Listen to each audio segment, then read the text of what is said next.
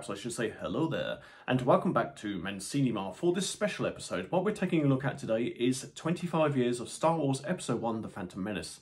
The movie opened in America on May the 19th, 1999. It was due to open on the 21st, but George Lucas decided to give the fans a bit of a head start, so he decided to open it on May the 19th so that we could all get a bit of a head start on seeing it.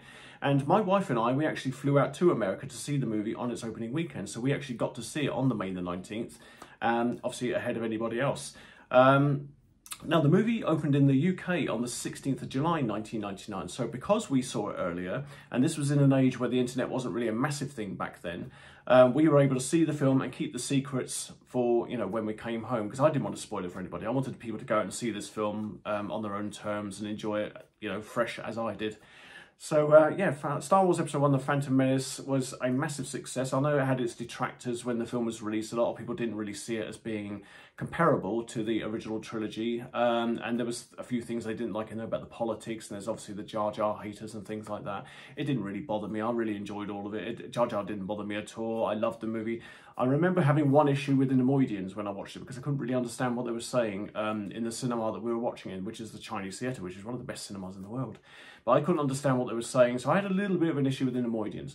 Anyway, as this was such a massive movie, and it was the biggest Star Wars release in 16 years, because of, you know, Return of the Jedi came out in 1983, so it was 16 years since we had a Star Wars movie.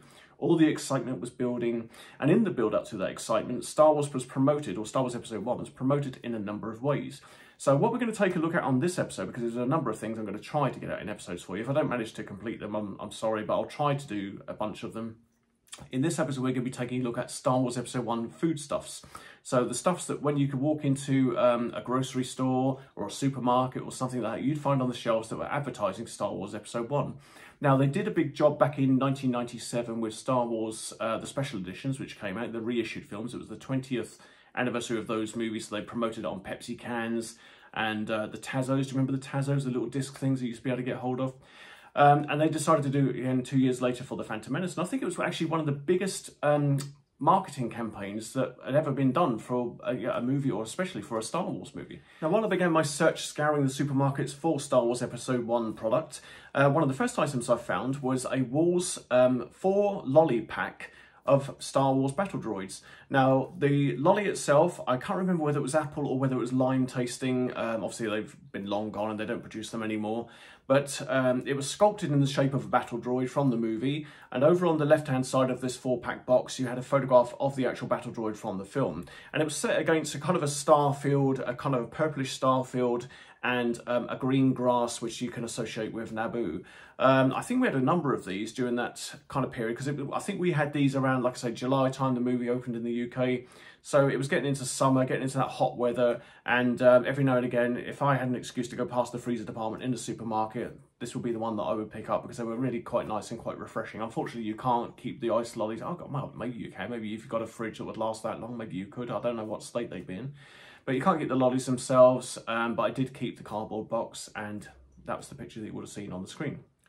One of the biggest promotions that you could find during this period was the Kelloggs cereal promotion. And of course, Kellogg's back in the day, I think it was only in America, did the C-3PO cereal.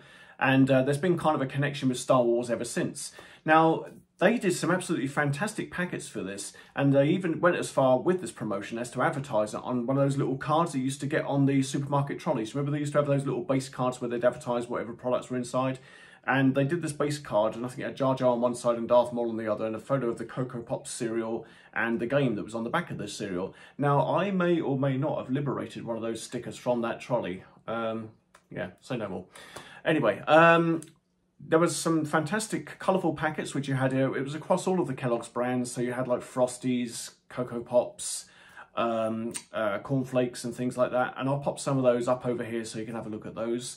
They also did a kind of a mini cereal pack, you know, the little tiny ones that you can get. And I've got the wrapper for that, which I will pop up on the screen right now.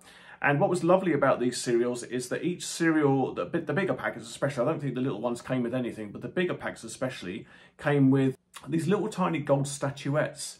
And you had like a mini bust of each of the characters from The Phantom Menace. I think there was like Jar Jar, Obi-Wan, Qui-Gon, Darth Maul, Darth Sidious, Don't remember if there was a Battledroid, but I'll pop a photograph up for you to have a look at of all the ones that are available within the cereal packets. And they were really nice to collect. Of course, during that time, you got one per packet, so we were out buying loads and loads of cereals, and we're getting loads and loads of boxes. And unfortunately, they're all in my storage. I'd love to show them to you now and show you what they look like, but they're all in my storage, unfortunately. But yeah, that was a massive promotion Kellogg's did back in 1999 for Star Wars Episode 1, The Phantom Menace. Now, one of the big promoters during this period was Cadbury, you know, the chocolate makers. And they went all out. They had a number of products to do with Star Wars Episode 1, The Phantom Menace. Starting off with the Wispa bar. The Wispa bar, I've got a counter box, still in pristine condition. I've kept it as nice and neat as I can over the years. Obviously, all the chocolates have gone. You can't keep chocolate that long unless you keep it in the fridge, and I don't know what state it will be in after that. But the chocolate bars themselves were really lovely. They had sculpted into them, or moulded into them, if you like, the characters from the movie. So I think there was Jar Jar, Darth Maul, Obi-Wan, Anakin in his pod racing gear, I think.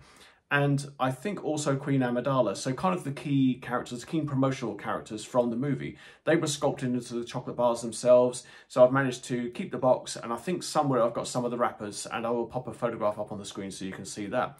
The next thing they did was these lovely tubes. I think there's 4 tubes, again, Darth Maul, Amidala, Anakin, and Jar Jar.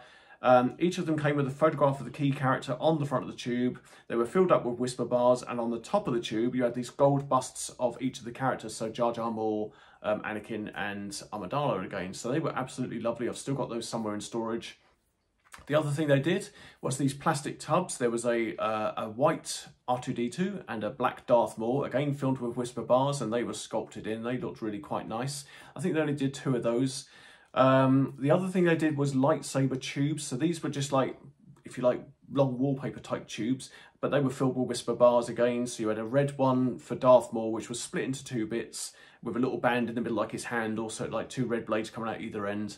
There was an Obi-Wan Kenobi one in blue and a Qui-Gon Jinn in green. So that was one of the other things they did. And I think one of the last things I remember them doing, and I've got a photograph somewhere I'm sure, is the Cadbury's animal biscuits. Do you remember those? They would have the kind of the animal sculpted into the biscuit on one side and then a chocolate layer on the other. They did that with Star Wars, of course, taking the animals away and sculpting in the key characters again, Jar Jar, Amidala, Darth Maul, onto the biscuit side, and on the other side they had the chocolate layer.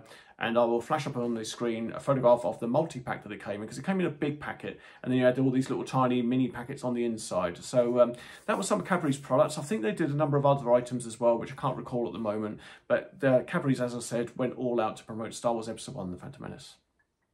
Now, another one of the big promoters during this period was Walker's Crisps. Now, Walker's Crisps have done the Tazos for the 1997 special edition release, and in this one they were doing a game called Can You Resist, where it's a little token that you get. I'll put a picture up on the screen of them, and you'd open it up and you'd see whether you'd won £1 million. And so that obviously everyone was really keen to do that. And we actually went out and bought a massive box of Walker's Crisps, literally to collect the tokens and also to see if we could win £1 million, and of course we didn't, otherwise I wouldn't be here. They promoted it very well all over their packets. You had, on the Doritos packets, you had miniature packets, the little tiny packets you could buy in the stores, multi-packs, and you could get different characters in all of these different packets. So I think you've got Obi-Wan on some of them, Jar Jar on some of them, Darth Maul certainly on some of them. And they were really nice, really colourful. So it's not only nice to collect the crisps and try to win £1 million, but also to collect all the different packets and keep them, you know, for years to come and to show them off. So yeah, Walker's did a massive promotion. And they also did a thing where if you went to the local Esso garage, and now I don't know what the deal was with this, I don't remember, but I don't remember if you had to buy some crisps and go into your local Esso garage and hand something over, but they would give you a poster of some of the characters from the film, and I managed to get the Obi-Wan poster and the Jar Jar one, so I'll put those up on the screen as well so you can have a look at them. But yeah, they were there to promote the Walker's crisp promotion, if you like, and they were one of the bigger ones during this period of Star Wars Episode 1. Of course, a number of smaller companies also ran Star Wars Episode 1 promotions. You had some miniature fromage-free yogurts. I can't remember the name of the company that did those, but I'll pop a couple of photographs up on those. On the foil on the inside of the miniature tubs, there was a character. So it's very difficult once you've taken the tub off and eaten the yogurt to keep the character intact, if you know what I mean. You might have had to glue it back down, but I cleaned them out. And I put mine back on as best I could. So I had an Obi-Wan one, I think it was an Amidala one or a Battledroid or something, so there was that. They also did a Pop Rock yogurt. So there was this plastic lid on the top, yogurt on the inside, and you took the Pop Rocks off, threw them inside the yogurt, stirred it up and ate it. and that was labelled with Star Wars Episode 1. One of the best ones I had was from my brother-in-law brought them back from Italy. I think it was called Ballestero, and they were little cakes inside these tins. The tins were only about so big, and I have 6 of them. I think I've got Jar Jar, Obi-Wan, Qui-Gon, Amidala, and a Battledroid. I can't remember who the other one was.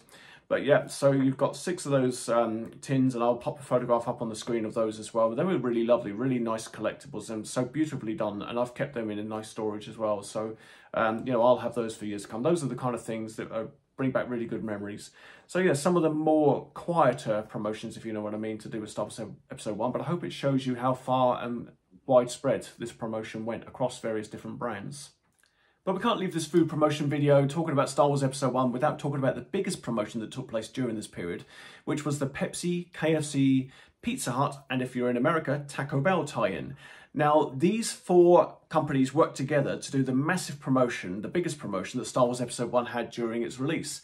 Pepsi, let's talk about Pepsi first. Pepsi branded all of their bottles, cans, litre-sized bottles, you know, the large ones, and various other different things. I think they had some miniature ones as well, with all of the different Star Wars characters. There was loads of different characters you could collect. And in America, I think it was some kind of a special gold Yoda can or something like that.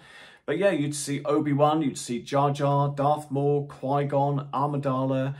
In America, they went all out. You had Chancellor Valorum, Darth Sidious, and all these other different characters which you could collect on these collectible cans. And it was obviously your mission to go out and collect as many of them as you can. Over at KFC, KFC did a number of different boxes with the characters on. So I think I've had a Jar Jar one, a Darth Maul one, and a Amidala one. Obviously, you had to eat the meal and clean the box out afterwards. They also did these big popcorn tubs, popcorn chicken tubs, or whatever they're called. And they had characters all around the outside as well. And I think they were also on some of the drinkable cups as well.